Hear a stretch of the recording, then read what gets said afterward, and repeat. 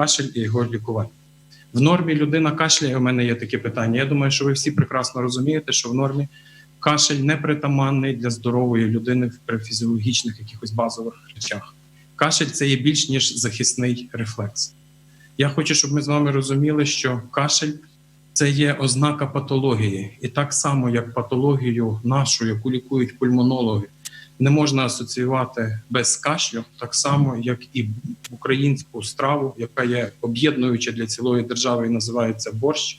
Та незмінним компонентом борщу є буряк, який надає страві основний смак і забарвлення. Неможливо, щоб був борщ без буряка, і неможливо, щоб ми з вами мали інфекції дихальних шляхів з точки зору пульмонолога і фтизіатра без кашлю. Гострий трахеїд, гострий бронхіт, загострення хронічного бронхіту, загострення хронічного обструктивного захворювання легень, бронхіальна астма, запалення легень. Безсумнівно, як буряк об'єднує будь-який рецепт борщу, так і дану патологію буде об'єднувати та річ, яка називається кашель, і яка є більше, ніж захисний рефлекс. Одна з домінуючих причин звернень до сімейного лікаря, ви самі розумієте, навіть в епідемічно ненапружений період, це є кашель. Реальна небезпека поширення інфекції, а особливо зараз, в епоху COVID-19, це теж є кашель. Хочу зауважити, що кашель є ефективний тільки при певних реологічних властивостях мокроти. В'язка мокрота сприяє колонізації дихальних шляхів патогенною флорою та розвитку ряду ускладнень. Як поділяється кашель? Бачимо самі і знаємо це вже не раз, що кашель поділяється на хронічний, кашель поділяється на гострий. Відповідно, якщо мова йде за хронічний кашель, який триває більше ніж 3 місяців, ви бачите перелік тих патологій від раку легень, від туберкульозу до бронхіальної астми і хронічного обструктивного захворювання легень, про яке нам треба говорити. Сьогоднішня тема – це є гострий кашель. Відповідно, нас безсумнівно цікавить і аспірація, безсумнівно цікавить і подразнення різних подразнюючих речовин, таких як дим і пилюка. Але сьогодні найбільше цікавлять інфекції. Цікавить і пневмонія, і пневмокок, і паличка інфлюенції Мараксела катараліс. Цікавить і кашлюк. Але є гострий бронхіт, і є гострі респіраторні захворювання, одним з компонентів яких є віруси. Власне, з цим кашлем ми сьогодні попробуємо боротися і попробуємо станом на сьогодні віддиференціювати, коли потрібно використати антибіотик для того, щоб подолати такий кашель, як синдром чи симптом основної патології, а коли необхідно стриматися від призначення антибактеріального препарату. Основні причини кашлю – це запалення і дисфункція мускаринових рецепторів. Якщо мова йде про кашель і причину кашлю як запалення, то ви бачите, що тут запалення в будь-якій локалізації в організмі людини описується 3 фазами. Це є альтерація, ексудація і проліферація.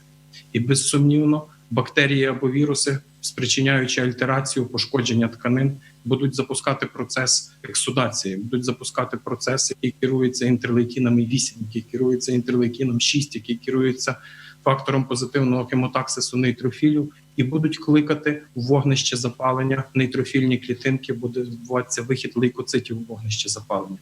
Далі відбувається пошкодження слизової, збільшення в'язкості, харкотиння і виникає захисний рефлекс кашель. Тут я знову вас відадресовую на 3-й курс, коли ми всі з вами були захоплені або в шоці від предмету, який називався патофізіологія, де нас навчили і альтерацію, ексудацію, і проліферацію, але й навчили 5 ознак запалення. Це рубор, тумор, кальор, дольор і функція леза. Починаючи від цих ознак, закінчується пошкодженням функції, оця функція леза, і з'являється кашель, і як захисний рефлекс, і як річ, яка допомагає організму евакуювати харкотиння багате і на біологічно активні речовини, і на різні мікроорганізми. Головні тригери появи кашлю – це віруси і бактерії. Якщо мова йде про вірусну етіологію, то ви бачите, що гострі респіраторні захворювання у дорослих серед вірусів присутні. Респіраторно-синцитіальний вірус, і ви бачите ті цифри, які притаманні для нього. Вірус парагрипу. Тільки 3-е місце посідає вірус грипу А і Б. І ви бачите ті показники смертності в різні роки, з якими стикалося і населення Іспанії. Це пандемія каліфорнійського грипу 2009-2010 рік. Іспанія з населенням 39 мільйонів, смертність під час епідемії склала 6,5 тисячі населення. І маєте з чим порівняти тут ті ж самі показники в тій самій країні Іспанії, чи Італії, чи Китаї, чи Сполучених Штатах стосовно виклику сьогодення коронавірусу COVID-19, смертність від 3%, які показувала Китайська Народна Республіка в карантинній зоні Уханю, до тих цифр, які станом на сьогодні не дають спокійно, напевно, дивитися новини ні вам, ні мені, ні президенту, ні простому працівнику будь-якого підприємства в очікуванні таких випадків. Провідні бактеріальні збудники – це паличка інфлюенції, це пневмококи, це Moraxella catarrhalis, це трійка пульмонологічних болезней. Безсумнівно, певну роль мають атипові збудники, такі як хламідофіла пневмонії, мікоплазма пневмонії і, Боже борони, легіонела пневмонії. Це є надзвичайно потужний карантинний збудник, який дає до 95% летальності, який є в десятки рази агресивніший і летальніший, і контагіозніший, ніж COVID-19. Безсумнівно, окремо розділити тільки бактерії або тільки віруси є надзвичайно складно. Дуже часто відбувається так званий процес поєднання, утворюються асоціації до вірусів, які запускають процес шейдінгу слизових, пошкодження слизових, своєрідний наждачний напір або напильник, який пройшовся по слизовій оболонці бронхів, буде призводити до колонізації дихальних шляхів бактеріями. Тими, про які ми вже з вами говорили, це пневмокок, Haemophilus, Moraxella catarrhalis, інші бактерії, які можуть приєднуватися. І фінішним акордом Preexitus letalis таких пацієнтів, які мають певну тривалість перебігу хвороби, є потрійна комбінація. Це вірус, який був стартом, це вторинна бактеріальна флора, і в кінці це грибкова флора, яка, власне, і буде становити така потрійна комбінація, ця трійка смерті буде забирати життя наших пацієнтів. Інша причина кашлю – це дисфункція М-рецепторів, це є мускаринові рецептори. Це стосується як і М3 рецепторів, які знаходяться на бакаловидних клітинах і регулюють синтез бакаловидними клітинами харкотиння, а відтаки появу чи припинення кашлю, так і М2 рецептори – це рецептори зворотнього зв'язку. Власне, дисфункція М2 холінорецепторів зворотнього зв'язку через нервус вагус, це через парасимпатичну нервову систему, забезпечує надмірний викид ацетилхоліну, який буде давати як бронхоспазм, так і посилення кашлю. Це стосується не тільки віруса грипу, це стосується не тільки коронавіруса станом на сьогодні. Кашель і покашлювання як причина вірусної інфекції через дисфункцію парасимпатичної вагусної системи і М-рецепторів, це стосується і збудників гепатитів, ВІЛ, цитомегаловірусу, вірусу герпеса, папіломавірусу і багатьох інших. Це є класифікація муколітичних засобів. Безсумнівно, що в 30 хвилин, які виділені на наше сьогодні з нами спілкування, про всі з них поговорити ми не можемо, їх є багато. Нам з вами завжди треба пам'ятати, що ми повинні обрати. Нам треба пам'ятати ту річ, яка називається персоналізована медицина або медицина 4P. Зокрема, в світі, в пульмонології, вперше про медицину 4P говорив американський вчений Челі. В Україні про медицину 4P вперше в галузі пульмонології заговорила наша відома, всесвітньо відома генетик Наталя Григорівна Горовенко, яка, власне, нас, пульмонологів, і навчила вперше медицини 4P, а зараз говорить про медицину 6P, медицину 7P, вдосконаленню немає меж. Але основне, на чому я хотів зупинитися, це персоналізований підхід. І ми з вами здатні обрати ті препарати, які індивідуально підійдуть для кожного з нас, які відносяться до тих чи інших груп муколітиків. Але я закликаю вас пам'ятати, для кожного препарату необхідно, щоб була належна доказова база. Є препарати з доведеною доказовістю, а є препарати, які потрібно дещо підштовхувати для того, щоб ці препарати посіли своє певне місце на ринку нашої з вами держави. Є така гарна приказка: «От березки і осінки не родяться апельсинки». Щоб не вийшло так, як з ковідом. На початку, коли він був далеко в Китаї, ми з вами хотіли, чи нам з вами пропонували і різні дикоростущі злаки, і інші ліки, різні травички, закапувати всі практично фізіологічні отвори і навіть полоскати каріозні порожнини.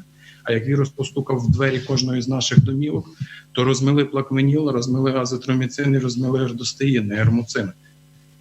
Який середник обрати з протикашльових про ті, які ми з вами говоримо? Тут дуже багато допомагає реклама, в лапках допомагає.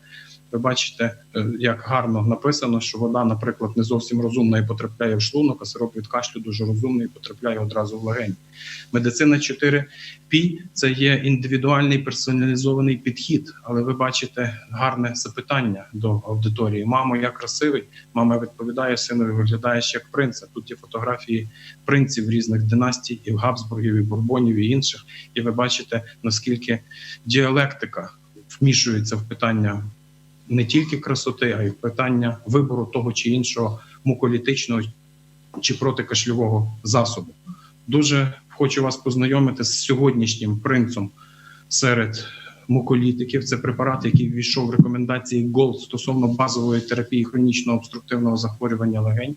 Препарат, який називається ердостеїн, препарат, який ви вже чули не раз. Власне, його характеристики ви бачите тут. Він блокує медіатори запалення, він блокує інгибування антитрипсину, він блокує інтерлейкін 6 і 8. Тут я вас дуже прошу насторожитися і прочитати, яку роль в патогенезі цитокінового торнадо викликають інтерлейкіни 6 і 8 при ковіді.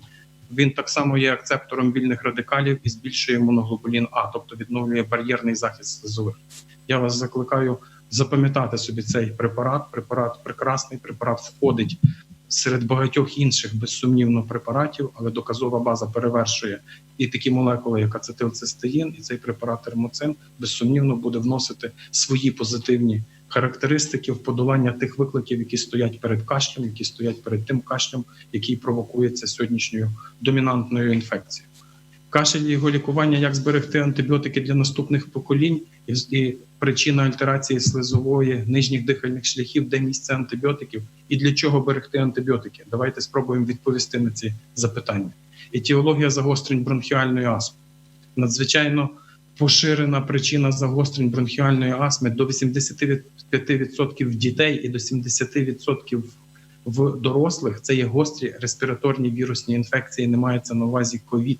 Хоча якщо зачепити бронхіальну астму і ковід, найбільша популяція пацієнтів, 6,3% серед померлих пацієнтів, перше місце з супутньою хронічною патологією, перше місце з показником 6,3 від загальної летальності всіх померлих складає власне діагноз бронхіальної астми.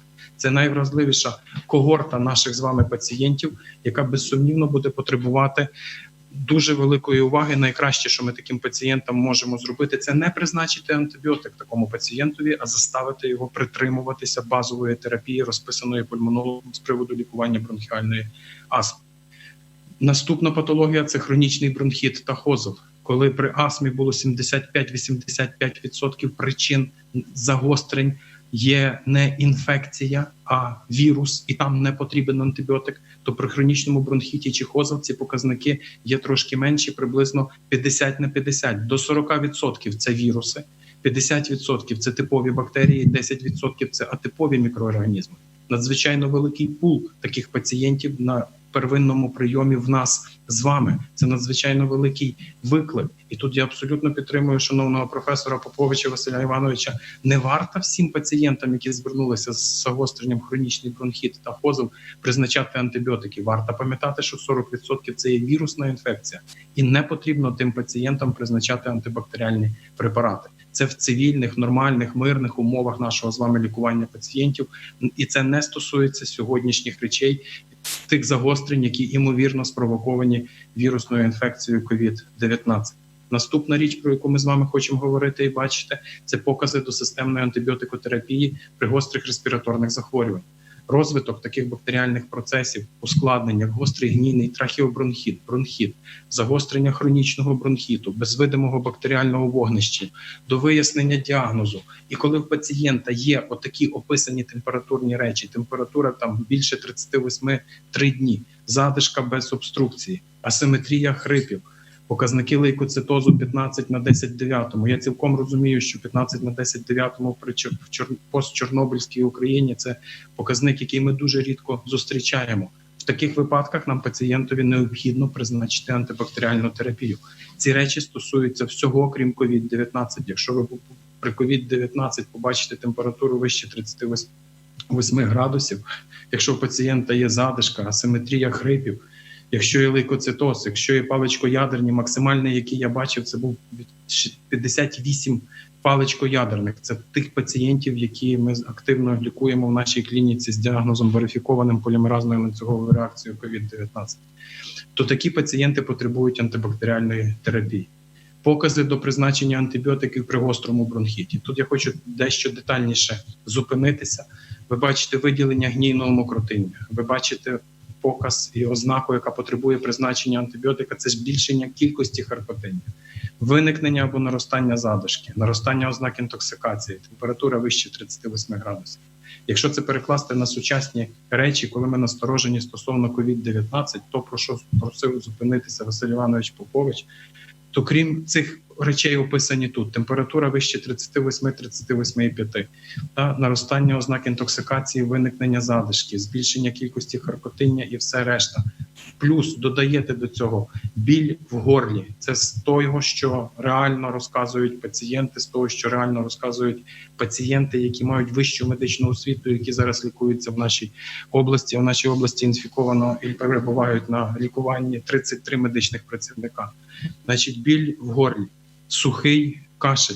Кашляють нестримно, кашляють так, що з 3-го поверха моєї клініки, коли я зараз в час карантину місце є ставити машину біля школи, то там метрів 100-130 від корпуса до школи. То ввечері, коли сідаєш в автомобіль, знявши вже там рукавички і все решта, чути ввечері, як ці люди кашляють з клініки аж на тих 150 метрів при закритих вікнах і всьому решта. Кашель настільки сильний, що в наших пацієнтів зустрічаються пневмоторакси. Кашель настільки сильний в цих пацієнтів, нестримний, що в наших пацієнтів зустрічається попадання повітря в середостіння. Біль в горлі, потім переходить біль за грудиною. Говорить одна пацієнтка, яка є доктором, яка є лікарем, таке враження, що скла потовкли, і хтось з середини тим склом масує трахею і крупні бронхи. Крім цих ознак, що нас може насторожити для питання чи потреби призначення, чи пошуку COVID-19, це надзвичайно часта ознака, це втрата нюху і втрата смаку. Людина, варячи той самий борщ, про який ми з вами говорили, не розуміє, чи він солений, чи він перчений, чи треба оцту, чи інших речей. Це я вам не придумую, це я вам переказую. Син приніс чай татові з лісових трав, це гордість наших Карпат, і тато злякався, бо він не чує запаху, почав нюхати там парфуми мамині і так далі, і так далі. В кінці в одному і в другому випадку верифіковано і швидким тестом, і полімеразною ланцюговою реакцією наявність ковіду, і ці речі нас повинні надзвичайно з вами насторожити. Це є діагноз хронічного обструктивного захворювання легень. Ви бачите, що ці речі, які стосуються ведення кашлю і базової терапії, і всіх інших речей, у нас регламентовані адаптованою клінічною настановою ХОЗЛ, де перший автор академік Фещенко. Є останнє оновлення, воно буквально на цьому тижні вийшло, 2020 року, де є регламент і діагнозу, де є регламент і тих речей, як лікувати хронічне обструктивне захворювання легень. Коли брати антибіотики, там є чітко прописано 3 великих критерії Антонінсена: посилення задишки, збільшення об'єму харкотиння і гнійний характер харкотиння. Що робити, щоб вберегти таких пацієнтів від тих інфекційних викликів, які є станом на сьогодні? Так само, як і бронхіальна астма. Дотримуватись тих речей, які називаються базова терапія хронічного обструктивного захворювання легень. Для чого берегти антибіотики? Антибіотики необхідно берегти для тих речей, щоб ми мали коли і як їх використовувати. Я думаю, що ви прекрасно станом на сьогодні всі розумієте важливість такої молекули, як азитроміцин, важливість такої групи, як макроліди. Я думаю, що ви прекрасно розумієте, що азитроміцин в комбінації з озельтамівіром, власне, і буде призначатися там, де ми з вами будемо мати втрату нюху, смаку і так далі, і так далі. Ці речі, про які ми проговорили, сухий надсадний кашель і все решта, це одна комбінація. І інша комбінація – азитроміцин плюс плаквеніл. Ті речі, які прописані в наказі, який побачив світ вчора, який оприлюднив пан Степанов, міністр охорони здоров'я України, наказ 852, протокол по ковіду. І я вас надзвичайно прошу, щоб ми з вами чітко розуміли, що комбінація гідроксиліну, сульфату і хлорохіну, фосфату, в комбінації з азитроміцином ми там використовуємо антибіотик азитроміцин не як антибактеріальний препарат, ми там використовуємо його інші плеотропність, його протизапальні ефекти, його імуномодулюючі властивості. Чи починати, чи не починати, я вас хочу дуже попросити, коли починати. Чи тільки тоді, коли верифікована полімеразною ланцюговою реакцією наявність COVID-19 в пацієнтів? Чи нам щось змінило цей наказ, який є 852? І так, наказ 852, відкриваєте табличку 1, 5-та лінійка зверху чітко пише «при підозрі діагностиці COVID-19». Тобто ранній початок використання комбінації плаквенілу з тими препаратами, про які я вам говорив, забезпечує нам досягнення ефекту. В попередньому наказі не було слова «підозра», це трошки розширяє покази і трошки розширяє можливості медицини. Перед цими речами я особисто хочу подякувати вашій особі Міністерству охорони здоров'я за оце слово підозра, дроп-діагностика. Бо до вчора ми могли видавати плаквеніл тільки пацієнтам, де був фінішно верифікований полімеразною ланцюговою реакцією наявність коронавірусної інфекції. Станом на сьогодні, коли ви бачите чутливість палички інфлюенції в Україні, та ви бачите дослідження СОАР. Це наша національна гордість. Більш детальніше на цих дослідженнях ми зупинимося з вами в наступній лекції, яка буде. А зараз просто хочу звернути увагу, що для того, щоб побороти паличку інфлюенції, ви спокійно можете використовувати групу захищених амінопеніцилінів, ви можете використовувати азитроміцин, ви можете використовувати цефалоспорини 2-3 покоління, ви можете використовувати левофлоксацини, ви можете використовувати ампіциліни. Чому так? Тому що показник чутливості даних збудників є вище, ніж 90. Якщо резистентність збудника складає 10% і менше, тобто показник опускається нижче 90, це вже є виклик для використання даного антибіотика. Дуже вас прошу, зверніть увагу, паличка інфлюенції кларитроміцин 9962. І ще одна річ, про яку я вам хочу говорити. І гідроксихоліносульфат, і хлорохінофосфат мають певні протипокази до використання. Одним з таких протипоказів є інтервал QT. І є ті речі, і є ряд препаратів, з якими він не комбінується. Одним з таких препаратів є кларитроміцин. Це є теж наказ 852 від вчорашнього числа. Зверніть на це увагу. Тому коли станом на сьогодні хочете обрати антибіотик, паралельно боячись, що будете використовувати препарати плаквенілового ряду, пам'ятайте, що вам з макролідів треба вибирати азитроміцин, а не кларитроміцин. Ще одна річ – це чутливість пневмококу в Україні. Ви бачите, що тут теж ви можете пневмокок побороти використанням амінопеніцилінів, ви можете щиро використовувати цефтріаксони, ви можете використовувати левофлоксацини 3-4 покоління. Є питання великі до кларитроміцину, до цифуроксимоаксетилу, є питання до азитроміцину, про що ми поговоримо через кілька хвилин. Підсумовуючи, побороти кашель і використати антибіотик ми безсумнівно можемо. Ми підберемо разом. Хочу закінчити лекцію, показавши вам очільника своєї церкви, а тепер вже особу, яка відноситься до пантеону святих католицького світу.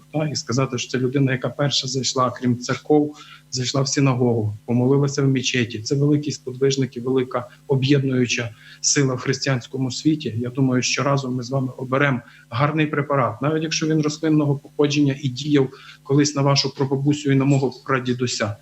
Він буде діяти і сьогодні. Можливо, він не поборе кашель при COVID-19, але він має право жити, бо він затверджений наказом МОЗ України.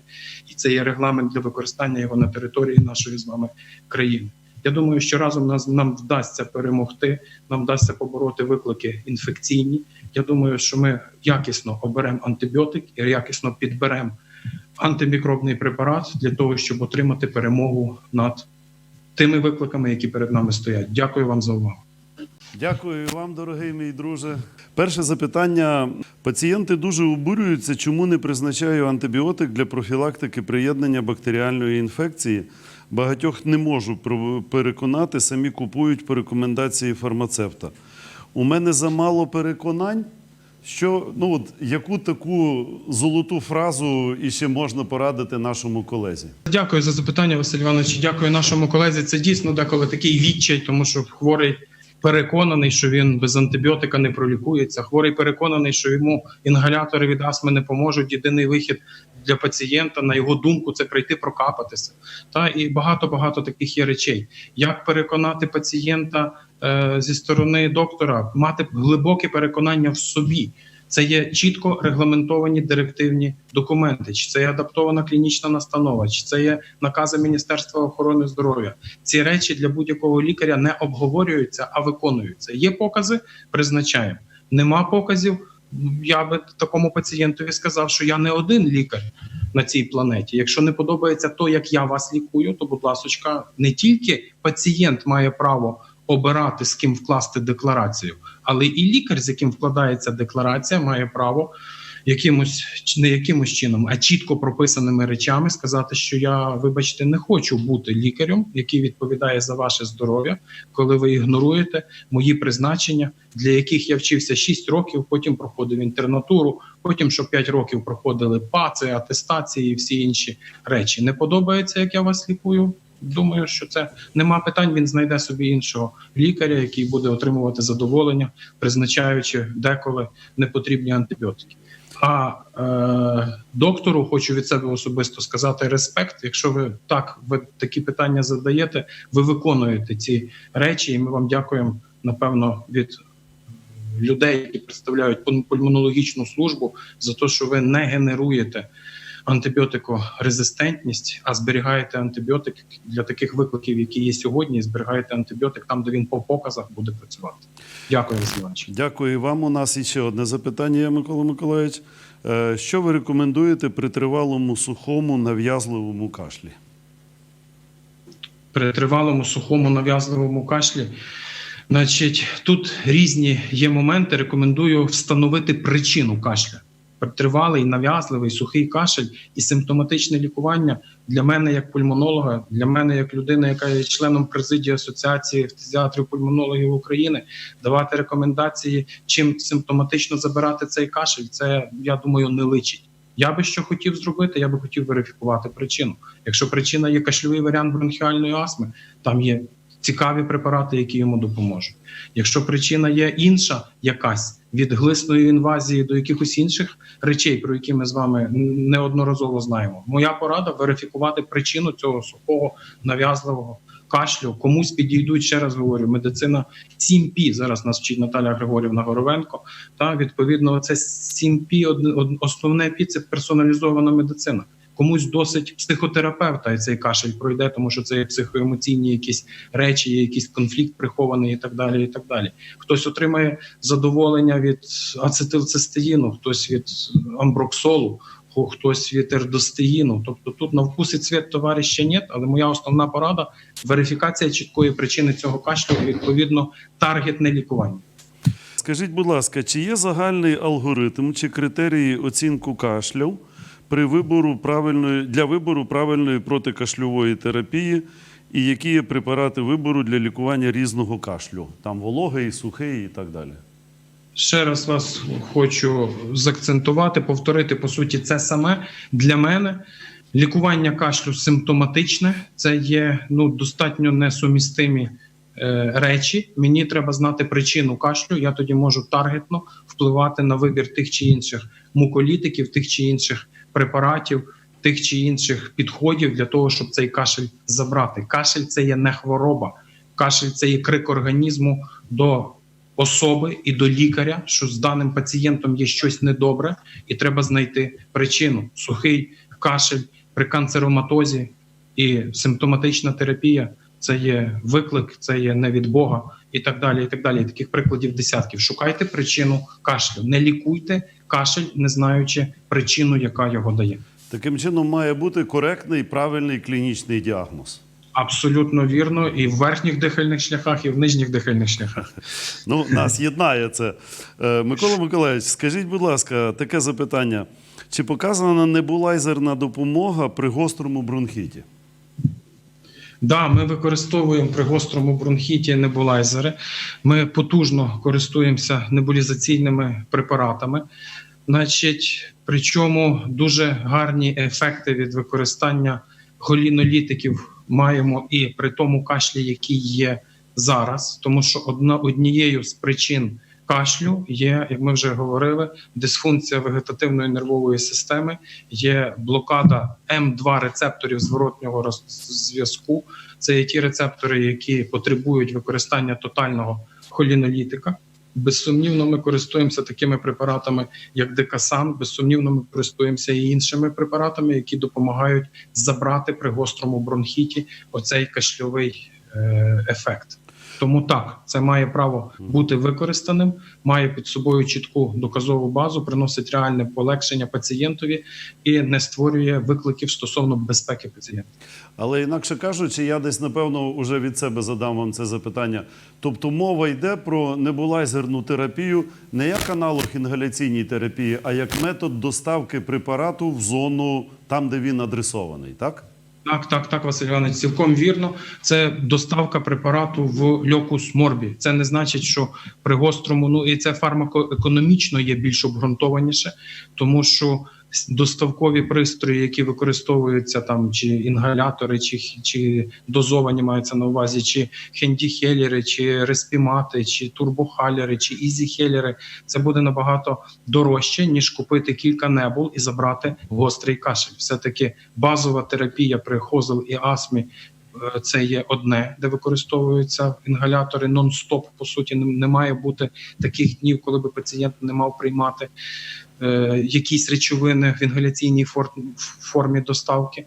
І небулізація – це абсолютно вірно, доставка в локус морбі в більшій концентрації речовин, і фармакоекономічно це буде для пацієнта дешевше, ніж придбати той самий, скажімо, інгалятор, не небулайзер, мається на увазі, не небулізаційний лік, а інгалятор, який в нього буде там використаний на 25%. Гострий бронхіт пройшов, і потреби в 75% від доз, які залишилися в турбохалері чи ізіхелері, автоматично відпадає.